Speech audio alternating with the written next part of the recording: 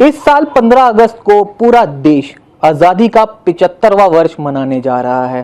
तमाम सरकारें जो हैं राज्यों में अलग अलग उनकी तरफ से घोषणाएं की जा रही हैं। दिल्ली सरकार के द्वारा लगातार 75 हफ्तों तक आज़ादी के 75वें साल का जश्न मनाया जाएगा। लेकिन ये आज़ादी हमें ऐसे ही नहीं मिली। कई सारे देशभक्तों ने अपनी प्राणों की कुर्बानी इस आज़ादी के लिए दी।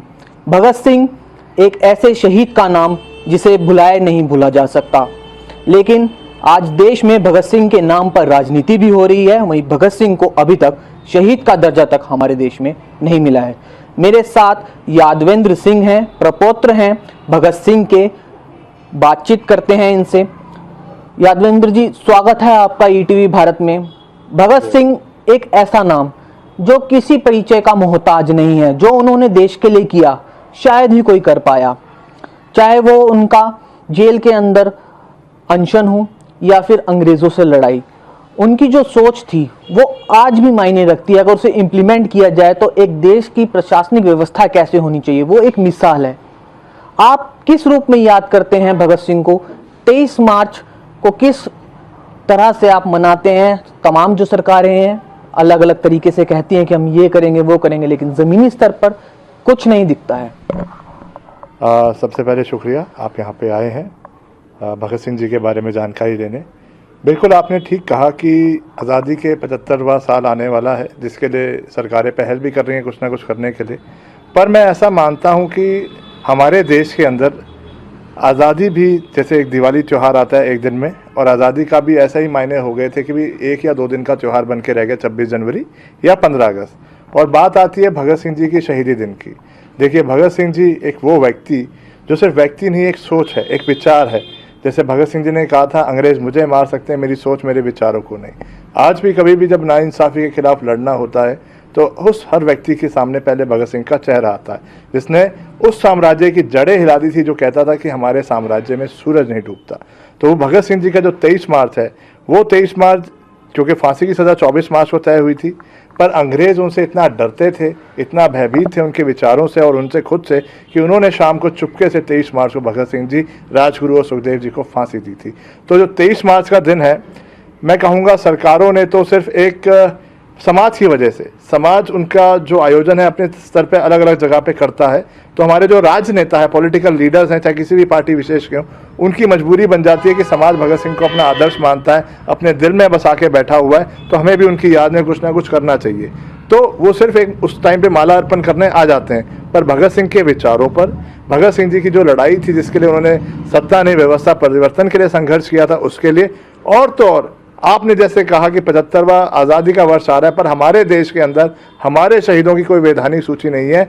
इसका मैं आपको जवाब देता हूँ। 2013 में एक आरटीआई लगाई गई थी हमारी संस्था के द्वारा, मेरे द्वारा ही, जिसमें पूछा गया था कि भगत सिंह जी, राजगुरु सुखदेव जी को शहीद का दर्जा कब दिया गया है, और अगर नहीं दिया गया तो उसके लिए सरकार क्यों कर रही है। और ये आरटीआई लगाने की वजह भी ये थी कि पहले तो किताबों में इन क्रांतिकारी शहीदों के बारे में आता नहीं है, अगर आता है तो बहुत गलत टिप्पणियों के साथ आता है, आतंकवादी तक भी इनको कह दिया जाता है। ज़्यादा दूर नहीं, दिल्ली यूनिवर्सिटी की एक किताब थी, स्वतंत्रता का संघर्ष करके, बीए फर्स्ट ईयर के बच्चों को पढ़ाया जाता था और मिनिस्ट्री ऑफ एचआरडी उसको फाइनेंस करती थी।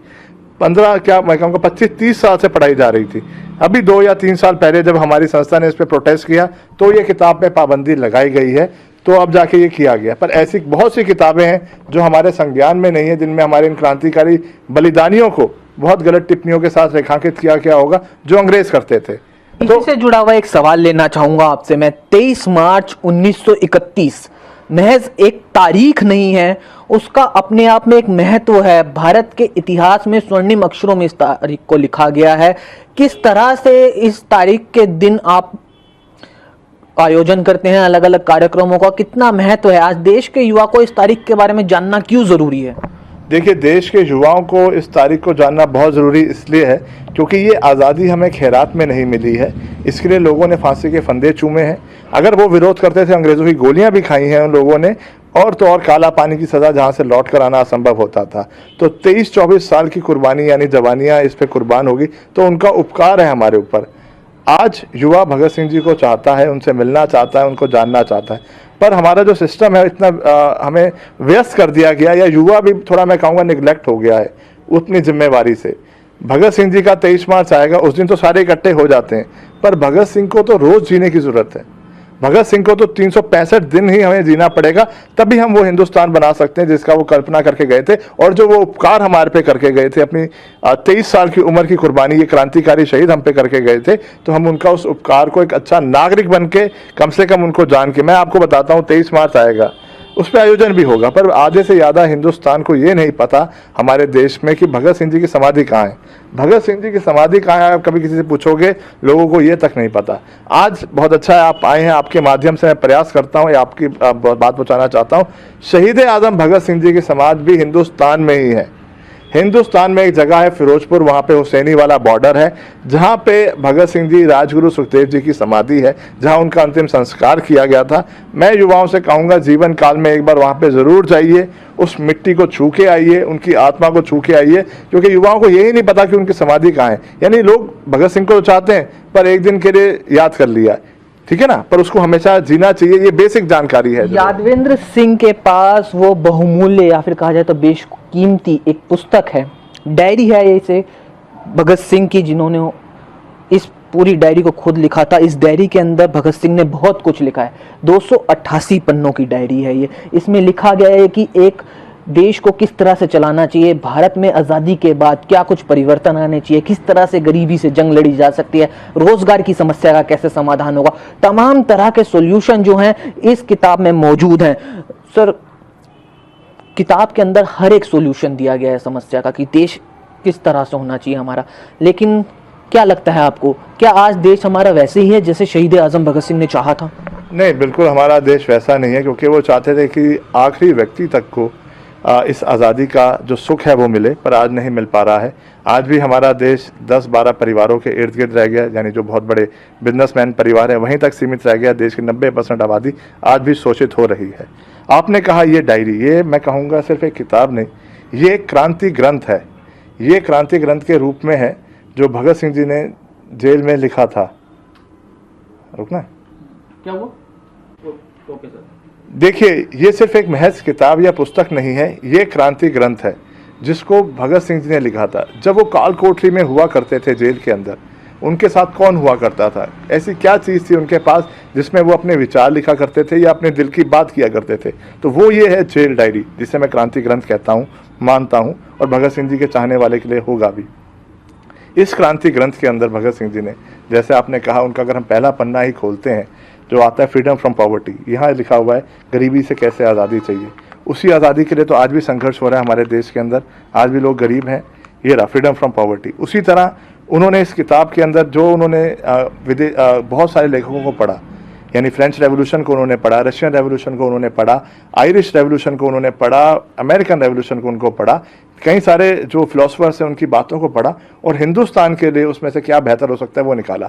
डेमोक्रेसी आज आप बात कर रहे हैं, हमारे देश में प्रजातंत्र है, और आज हम कई बार चर्चा नहीं करते कि राइट टू रिकॉल होना चाहिए, कि हमारे जो पॉलिटिकल नुमाइंदे हैं जिनको हमने चुना है उनकी कोई अकाउंटेबिलिटी होनी चाहिए। भाई ये ना रहे कि भाई लोग कहते हैं भाई जैसे कोई मैंडेट ले लेता, भाई आज 5 साल का मैं मालिक हूँ, 5 साल में मैं गलत भी करूंगा सही भी करूंगा, मेरी कोई जवाबदेही नहीं है, 5 साल तो मैं रहूंगा। लेकिन आपको क्या लगता है जिस तरह से अब प्रशासनिक व्यवस्था चल रही है, सरकारें काम कर रही है, क्या वो उस तरह से काम हो रहा है जिस तरह से भगत सिंह चाहते थे, हमारे शहीद आजम चाहते थे? उसी में मैं ऐड करना चाह रहा था। इसमें उन्होंने डेमोक्रेसी को कामयाब करने के लिए जो राइट टू रिकॉल पे आज हिंदुस्तान चर्चा कर रहा है होनी चाहिए। उन्होंने खुद लिखा हुआ है कि अगर प्रजातंत्र को कामयाब करना है तो एक राइट टू रिकॉल भी एक ऑप्शन जनता के पास होनी चाहिए, ताकि नुमाइंदे के ऊपर अकाउंटेबिलिटी हो जिसको हमने चुना है। तो उसी में था कि भाई अगर उसका सही काम काज नहीं चला हम उसको वापस बुला सकते हैं एक लोगों का समूह इकट्ठा करके। तो आपने जैसे कहा कि क्या देश या सरकार वैसे चल रही है, नहीं चल रही है। आज किसान आंदोलन आप देख ही रहे हैं, हमारे देश के किसान अन्नदाता 3 महीने से ज़्यादा समय हो गया मोर्चों पे बैठे हुए हैं दिल्ली में अपने हक लेने के लिए, अपनी लड़ाई करने के लिए। बहुत दुख होता है कि जिसके लिए हमारे क्रांतिकारी शहीद हो गए, भगत सिंह कहें, चंद्रशेखर आज़ाद कहें, अशफाक उल्लाह खां, राम प्रसाद बिस्मिल, लाखों लोगों ने कुर्बानी दे दी है। उन्होंने आज़ादी जो ली थी मजदूरों और किसानों के लिए ली थी, क्योंकि इनका शोषण तब भी बहुत किया जाता था और आज भी हो रहा है। और ये जो कांदे कानून जो लेके आई है सरकार, मैं तो कहूँगा इसको वापस लें, और एमएसपी पे, यानी देश का सबसे पहला कानून एमएसपी यानी किसान की फसल का कानून बनना चाहिए था, जो नहीं बन पाया है, वो अब भी सरकार एमएसपी बनाए और सरकार को उसकी फसल का उचित मुआवजा दे। पूरे इस आंदोलन को किस तरह से देख रहे हैं? आपने आंदोलन की बात की, आंदोलन कैसे खत्म हो सकता है? किसान जो हैं देश के लिए अन्न उगाते हैं, तभी एक व्यक्ति खाना खा सकता है। कैसे समाधान होगा इस पूरी समस्या का? आप किस तरह से देख रहे हैं? क्या सरकार को करना चाहिए? आखिर क्यों अब तक समाधान नहीं निकल पा रहा? 12 दौर की बैठकें हुई, लेकिन एक भी बैठक ऐसी नहीं थी जिसमें कहा जाए नतीजा निकला या नतीजा निकलने के पास सिर्फ 2 फैसले आए। किसानों के लिए पराली के ऊपर लगने वाला जुर्माना वापस लिया गया और बिजली की जो समस्याएं थी किसानों में वो हल हुई हैं। देखिए, मैं तो यही कहूँगा कि क्योंकि जो बातचीत हुई है उसमें हमने जो देखा है कि जो अगर हम एग्जाम्पल के तौर पे उदाहरण देता हूँ, अगर उस कानून किसकी तरफ से? कमी मेरे ख्याल से सरकार की तरफ से है। सरकार को हमने चुना है, लोगों ने ही चुना है, और किसानी जो धर्म है हिंदुस्तान का सबसे बड़ा धर्म है। हिंदुस्तान की 70% आबादी किसानी या खेती बाड़ी से जुड़ी होती है। तो हम इसमें यही कहना चाहूँगा कि हिंदुस्तान का जो सबसे बड़ा धर्म है, हिंदुस्तान की जो सबसे बड़ी आबादी है किसानी खेती, उसकी आवाज़ को सरकार को सुनना चाहिए।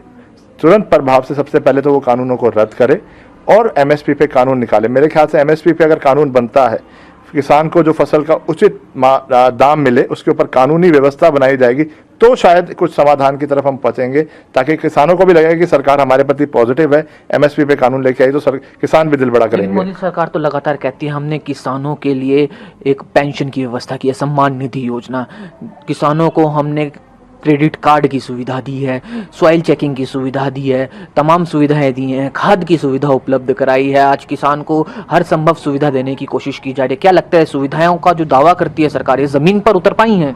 नहीं, ये सुविधाएं धरातल पे नहीं है। अगर आपने चलो कहा किसान को सम्मान निधि देते हैं, अगर हम उसका आंकड़ा निकालें तो दिन का कितना होता है, 10 या 15 रुपये एवरेज निकाले, अगर जो राशि वो देते हैं उससे ज़्यादा तो वो खर्च कर बैठता है एक व्यक्ति।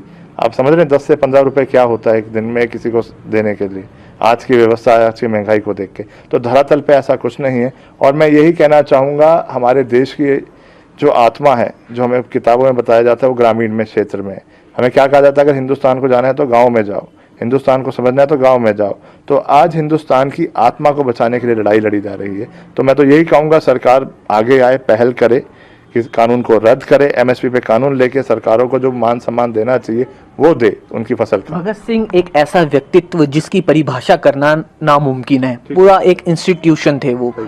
अभी तक शहीद का दर्जा नहीं मिला है। इसको लेकर आपकी गृह मंत्री अमित शाह से भी मुलाकात हुई, लगातार आप सरकार से संपर्क कर रहे हैं, लेकिन क्या कुछ बात है जो अभी तक इस पर बात आगे नहीं बढ़ पा रही? शहीद का दर्जा नहीं मिल पा रहा, जबकि पूरे देश भर में लगातार सरकारों के द्वारा भगत सिंह के नाम का प्रयोग किया जाता है, मूर्ति का अनावरण किया जाता है। दिल्ली सरकार के द्वारा विशेष तौर पर बजट में प्रावधान किया गया है 10 करोड़ रुपए का भगत सिंह के ऊपर। किस तरह से देख रहे हैं? देखिए, जो मैंने शहीद की जो बात कही है उसको मैं आपको थोड़ा एक्सप्लेन करता हूँ कि उसकी अहमियत क्यों है। जैसे मैंने कहा, किताबों में गलत टिप्पणियों के साथ आ जाता है। भगत सिंह जी को हम शहीद आज़म कहते हैं। इतना बड़ा तगमा समाज ने ही दिया, हिंदुस्तान ने ही कहा है कि वो शहीद आज़म है, पर हम जानते हैं वो शहीद आज़म है, आप जानते हो, पर हमारे जो कागज़ हैं वो क्या बोलते हैं। दरअसल हुआ क्या, हमारा देश जब आज़ाद हो गया, हमारे देश की आज़ादी में जो गांधीयन मूवमेंट में हमारे स्वतंत्रता सेनानी थे, उनको तो हमने सम्मान में एक फ्रीडम फाइटर सर्टिफिकेट दिया, जो उनको देना भी चाहिए था। वो बढ़िया भी किया, उनको दिया गया। पर जो हमारे देश में आज़ादी की लड़ाई में लोग शहीद हो गए, उनकी हम एक सूची नहीं बना पाए, जिस वजह से हमारे देश में एक भी सूची नहीं है जिससे हम कह सकें ये व्यक्ति शहीद हुआ था, इस राज्य का था, क्या है, हमारे देश को नहीं पता है। तो एक तो ये सूची बननी चाहिए। और तो और, जैसे हमारे राष्ट्रीय प्रतीकों के लिए कानून है, उनकी कोई बेकदरी करता है तो डिसरिस्पेक्ट करता है तो उसको कानूनी दंड भी दिया जाता है, एक प्रावधान है। पर हमारे शहीदों के प्रति अगर कोई गलत टिप्पणी कर देता है, कोई सिरफिरा या कोई किसी सत्ता का चाटुकार, तो उसको दूर करने के लिए समाज आक्रोशित हो जाता है। हम प्रोटेस्ट करता है, समाज प्रोटेस्ट करता है, संस्थाएं प्रोटेस्ट करती है, वो चीज़ उस वक्त तो रुक जाती है। पर आजीवन इसका समाधान क्या होगा? आजीवन समाधान है एक वैधानिक रूप से हमारे शहीदों की सूची बनाई जाए। कहाँ रुकी हुई है? शहीद का दर्जा आखिर क्यों नहीं मिला? कहाँ रुकी हुई है बात? ये सरकार पहल नहीं कर रही है। किसी भी राजनेता से मैं मिलता हूँ, आपने अमित शाह जी का भी उदाहरण दिया, उनसे भी मैं मिला, जिसको भी मैं कहता हूँ वो कहते हैं हाँ होना चाहिए। दस्तावेज भी नहीं मिले आपको? दस्तावेज भी नहीं मिले। तो मैं तो यही कहता हूँ ये होना चाहिए। और तो और अभी पार्लियामेंट आने वाला है, पार्लियामेंट का सत्र होगा, आपके माध्यम से फिर ये बात पहुँचाता हूँ। पार्लियामेंट के अंदर कोई भी सांसद, मैं कहूँगा चाहे सत्ता का हो चाहे विपक्ष का हो, वो लेके आए, मैं एक प्रस्ताव लाता हूँ कि भाई शहीदों की वैधानिक सूची बनाई जाए, शहीदों का अपमान नहीं सहेगा हिंदुस्तान, ऐसे करके एक वैधानिक सूची में लाता हूँ, एक ऑर्डिनेंस लेके आता हूँ। वहीं दूध का दूध पानी का पानी हो जाएगा, कौन सा सांसद उसको सपोर्ट करता है और कौन सा सांसद उसको सपोर्ट नहीं करता। राजनीति की बात हो रही है भगत सिंह के नाम पे। दिल्ली सरकार जो है हाल ही में जो बजट लेकर आई है उसमें विशेष तौर पर शहीद आजम भगत सिंह को लेकर 10 करोड़ रुपए की राशि रखी गई है, जिसमें अलग अलग योजनाएं शुरू की जाएंगी। 75 हफ्तों तक आज़ादी का कार्यक्रम चलाया जाएगा। किस तरह से देख रहे हैं? एक हफ्ते तक देश 1 घंटे लगातार रोजाना देशभक्ति का पाठ्यक्रम जो है बच्चों को पढ़ाया है, किस तरह से देख रहे हैं? अगर ऐसा वो कुछ पहल कर रहे हैं तो मैं उसको पॉजिटिव ही देखूंगा। देखिए, हमारी किताबों में इन क्रांतिकारी शहीदों के बारे में उल्लेख नहीं आता। दूसरी है, मैं आपको एक बात और बताता हूँ, हमारे देश के अंदर किसी भी क्रांतिकारी शहीद के नाम पे कोई परियोजना नहीं है। चंडीगढ़ में एक एयरपोर्ट है, ठीक है, वो राजधानी है चंडीगढ़, हरियाणा पंजाब दोनों की सांझी है और यूनियन टेरिटरी है चंडीगढ़। भगत सिंह जी के 100वें जन्मदिन पे एक घोषणा की गई थी कि इस एयरपोर्ट का नाम शहीद भगत सिंह जी के नाम पे रखा जाएगा, एक सम्मान के रूप में। अगर ये देती तो उनका सम्मान तो पहले ही बहुत बड़ा है, पर एक जरिया होता है आने वाली पीढ़ी को उस शहीद के साथ जोड़ने का। जब वो एयरपोर्ट पे आती तो पूछती ये किसके नाम पे है, वो कौन था व्यक्ति, उनके बारे में एक जिज्ञासा जानती जागने के लिए। पर मैं आपको बताता हूँ, आज उस घोषणा के 5-7 साल हो गए, ये सरकार मोदी जी की भी आ गई है, आज तक उस एयरपोर्ट का नाम भगत सिंह जी के नाम पे नहीं रखा गया। ये सवाल आप सरकार से पूछना, दिक्कत किसको है? पंजाब सरकार को है, हरियाणा सरकार को, या भारत सरकार को है भगत सिंह के नाम उस एयरपोर्ट पे लिखे जाने के लिए, जबकि दोनों की विधानसभाओं में ये प्रस्ताव पास हो रखा है। दिल्ली सरकार जिस तरह से भगत सिंह के नाम को लेकर आगे बढ़ रही है कि हम भगत सिंह के नाम पे कई योजनाएं शुरू करेंगे, उन सभी योजनाओं को आप कैसे देख रहे हैं? अच्छा मान रहे हैं? एक अच्छा इनिशिएटिव है? आखिर किसी बहुत अच्छा इनिशिएटिव है कि किताबों में हमारे इन शहीदों का उल्लेख नहीं आता। देखिए, बच्चे कच्ची मिट्टी के समान होते हैं, जो उनको आप दिखाओगे वही वो समझेंगे, वही वो जानेंगे। तो अगर स्कूलों में जैसे आप बता रहे हैं उनके बारे में लेसन्स होंगे या कोई सेमिनार होगा या डिस्कशन होगी, तो ये मैं इसको एक पॉजिटिव साइन में मानता हूँ। तो मैं तो और कहूँगा और सरकारों को भी इस पर करना चाहिए, हर क्रांतिकारी शहीद के बारे में बच्चों को बताना चाहिए। चंद आखिरी सवाल लेना चाहूँगा आपसे। राकेश टिकैत, वापस आऊँगा मैं किसान आंदोलन पे। राकेश टिकैत अब जो है किसान आंदोलन की कहा जाए तो एक तरह से दूसरी छवि बन चुकी है कि किसान आंदोलन का मतलब राकेश टिकैत हो गया है। कर्नाटक में जा रहे हैं, दक्षिण भारत में जा रहे हैं किसान आंदोलन की आवाज़ बुलंद करने। थोड़े दिनों पहले पश्चिम बंगाल में थे, दिल्ली में गाजीपुर बॉर्डर पर भी उन्होंने मोर्चा संभाला। किस तरह से देख रहे हैं किसान आंदोलन किस तरफ जा रहा है? आखिर इसका परिणाम क्या होगा और कब खत्म होगा? क्योंकि राजधानी दिल्ली के सही बॉर्डर्स पर किसान हैं, लोगों की दिक्कतें कम नहीं हो रही हैं, बढ़ी रही हैं इससे। देखिए, किसान आंदोलन एक सोच है। जैसे मैंने बताया, हिंदुस्तान की आत्मा गांव में बसती है। ये लड़ाई फसल और नस्ल को बचाने के लिए हो रही है। तो ये आंदोलन एक सोच के रूप में चल रहा है किसानों द्वारा हिंदुस्तान को बचाने के लिए। और तो और मैं कहूँगा, शहरों की लड़ाई भी किसान ही लड़ रहा है। व्यापारी की लड़ाई, जिसको जीएसटी का कानून दिया गया था, जिसमें 1000 प्रावधान कर दिए पर आज तक व्यापारी सेटिस्फाई नहीं हो पाया, उसकी लड़ाई भी किसान लड़ रहा है। राजनीतिकरण भी हो रहा है इस किसान आंदोलन का? मेरे हिसाब से तो नहीं हो रहा, अभी तक तो मूवमेंट ही चल रहा है। और देखिए, राजनीतिकरण को हम क्या कह सकते हैं? अन्ना मूवमेंट हमने देखा था, उसका ध्येय बहुत पावन था, जिसमें बीजेपी इनडायरेक्ट रूप से इन्वॉल्व थी उसके अंदर। अगर इस किसान आंदोलन में कोई भी सियासी दल अगर आता है तो उसका स्वागत है, पर वो किसान बन के आए, कोई राजनीतिक मंच लेके ना आए। मैं तो कहूँगा बीजेपी का भी कोई अगर सांसद आना चाहता है कि मैं किसानों की मदद करना चाहता हूँ, इस्तीफा दे और किसानों के साथ संघर्ष करे, इसमें आए, मदद करे। तो मैं यही कहना चाहूँगा, ये किसान आंदोलन तभी समाप्त हो सकता है अगर सरकार, एक मेरे जो सुझाव है सरकार के लिए, एमएसपी पे कानून लेके आए सबसे पहले, ताकि किसानों को विश्वास हो सके सरकार हमारे प्रति पॉजिटिव है। बिल्कुल आखिरी सवाल, भगत सिंह की सबसे बेशकीमती चीज़ आपके पास इस समय है, ये डायरी है। इसमें काफ़ी कुछ भगत सिंह ने कहा है। ये डायरी के अंदर जो कुछ भगत सिंह ने अपने वक्तव्य दिए हैं वो हर एक जन तक पहुँचे, उसके लिए आप क्या कुछ कर रहे हैं? आपने बाकायदा एक इसकी माइक्रोचिप भी बनवाई है और पब्लिश भी करने वाले हैं इस पुस्तक। कितनी भाषाओं में अवेलेबल होगी? और एक आम व्यक्ति जो भगत सिंह को जानना चाहता है, क्या सोचते थे, कैसे दिखते थे, उन सब चीज़ों को के मद्देनज़र वो कहाँ से इस किताब को ले सकता है, कैसे पढ़ सकता है? क्योंकि ये बेशकीमती किताब है, इसकी सोच हर किसी तक पहुँचनी चाहिए। बिल्कुल। देखिए अनूप, मेरा ये मानना है कि शहीद आज़म भगत सिंह जी का मैं अकेला वारिस नहीं हूँ, हर हिंदुस्तानी उनका वारिस है, हर भारतवासी उनका वारिस है। इसी चीज़ को लेते हुए, जैसे आपने कहा, ये अनमोल धरोहर मेरे पिताजी का सपना था, स्वर्गीय बाबर सिंह जी का, जो भगत सिंह जी के भतीजे हैं, कि ये किताब या ये डायरी या क्रांतिकरण सिर्फ हमारे तक सीमित ना रहे, भगत सिंह जी के हर चाहने वाले तक पहुँचे। तो इस पर हमने क्या किया है, आपने जैसे कहा कि कैसे कैसे किया है। देखिए, भगत सिंह जी के ऊपर कई सारी विचारधारा बताई जाती है कि वो कोई कहता है कि वो राइटिस्ट हैं, कोई कहता है कि लेफ्टिस्ट हैं, कोई कहता है कि XYZ हैं। और तो और जब कोई ना कोई राइटर किसी के बारे में कुछ लिखता है तो उसका अपना पर्सनल नज़रिया भी उसके अंदर आ जाता है। तो किसी चीज़ को बहुत बड़ा कर देता है जो उसको अच्छी लगती है, किसी को नॉर्मल लिख के दे देता है। हमने ये पहल की कि भगत सिंह जी खुद इस किताब के लेखक हैं, तो अनएडिटेड वर्जन हम इसका लेके आए थे हिंदी के अंदर, जिसका प्रभात प्रकाशन से हमने पब्लिशन कराया था। और 2 साल पहले ही, माफ़ कीजिएगा, 2 साल पहले ही रविशंकर प्रसाद, जो उस आज भी कानून मंत्री, तब भी कानून मंत्री थे, उन्होंने इसका इनोग्रेशन किया था। हमने क्या खास किया है कि एक साइड तो जैसे आप इनका हस्तलिखित पेज यहाँ देख रहे हैं, उसको स्कैन किया है, दूसरी तरफ उसका अनुवाद किया है, इंग्लिश में भी किया है और हिंदी में भी किया है, ताकि उनका चाहने वाला खुद समझ सके भगत सिंह जेल में बैठा क्या सोचता था और कैसा हिंदुस्तान बनाता था। प्रतिलिपि कहाँ से मिल सकती है एक आम व्यक्ति को इसकी? ये आप ऑनलाइन भी ले सकते हैं, और तो और हमारी संस्था है शहीद भगत सिंह ब्रिगेड और इंडिया शहीद भगत मेमोरियल ट्रस्ट, वहां से भी आप इस पुस्तक को अवेल करा सकते हैं। नहीं तो प्रभात प्रकाशन की वेबसाइट पे भी जाके आपको ये जेल डायरी मिल सकती है। बिल्कुल आखिरी सवाल, कल 23 मार्च का दिन है, एक काफ़ी ऐसा मूवमेंट है जो इमोशनल है आपके लिए भी, पारिवारिक तौर पर आप सब लोग भी उन्हें याद करेंगे, कैसे आप लोग याद करते हैं और कल के दिन के मद्देनज़र युवाओं को क्या संदेश देना चाहेंगे, किस तरह से पूरे देश में सुधार आना चाहिए हर एक सेक्टर के अंदर? क्योंकि आज देखा जाए तो देश में कई सारी कुरीतियाँ, चाहे वो दहेज प्रथा हो या दूसरी चीज़ें हों, किस तरह से सुधार लाया जा सकता है? युवाओं को क्या संदेश देना चाहेंगे? मैं युवाओं को यही कहना चाहूँगा, जैसे मैंने कहा भगत सिंह जी का मैं अकेला वारिस नहीं, वो लोग भी उनके वारिस हैं। ये उनको अपने दिल में बिठाना होगा सबसे पहले, और नशों से दूर रहना होगा, क्योंकि ये बहुत बेशकीमती जीवन होता है। और देखिए, उन्होंने अनमोल जीवन हमारे लिए कुर्बान कर दिया था, और हमें ये नहीं समझना कि आज़ादी हमें खैरात में मिली है। हम हर बार कहते हैं भगत सिंह तो आए पर पड़ोसी के घर पे आए, उस नैरेटिव को तोड़ना होगा। हमें खुद भगत सिंह बनना पड़ेगा, अच्छा नागरिक बनना पड़ेगा, नशों से दूर रहना पड़ेगा, अपने इतिहास अपने कल्चर के साथ जुड़ना पड़ेगा, अच्छा नागरिक बने, देश के लिए समाज के लिए कुछ एक अच्छा काम करें, ताकि कल को आप आने वाली अपनी पीढ़ी को, यानी आपके भी आगे बच्चे आएंगे तो उनको गर्व से कह सकें ये समाज में सुधार मैंने किया था। कल 23 मार्च है, कैसे आप इस दिन को देख रहे हैं, कैसे आप लोग? देखिए, हम तो हमारी संस्था के माध्यम से रोज भगत सिंह से दोस्ती कराने के लिए कार्यक्रम करते रहते हैं, बहुत तरह के हम लोग आयोजन करते रहते हैं, हम तो रोज उसको जीते हैं। पर 23 मार्च वो दिन है जिस दिन 23 साल का एक नौजवान हंसते हुए फांसी का फंदा चूम के गया था और अपनी माँ को कह के गया था, माँ मेरी लाश को लेने तुम मत आना, तुम कहीं आई तो रो पड़ोगी तो लोग कहेंगे भगत सिंह की माँ रो रही है।